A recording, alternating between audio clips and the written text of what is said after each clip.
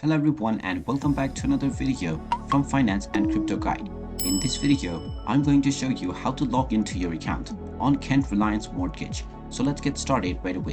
First of all, open up your web browser and then in the address bar type in choices.kentreliance.co.uk and press enter. You will now be taken into the website for Kent Reliance Mortgage Service and you will see the login portal right within the homepage. Now choose from your individual or company account and then enter your mortgage account number underneath within the mortgage number section. You can then type in your date of birth underneath in the date of birth section and then type in your postcode underneath within the postcode area.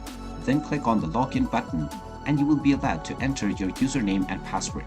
Type in your username and password and then click on the login button and you will be logged in to your Kent Reliance mortgage account right away.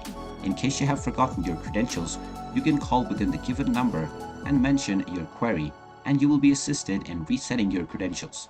And there you have it. That is how easy it is to log into your mortgage account with Kent Reliance. If you find this video helpful, make sure you hit that like button and subscribe to our channel if you haven't done so already. Also ring that notification bell to never miss another update from us. Thank you for watching and I will see you again in the next video.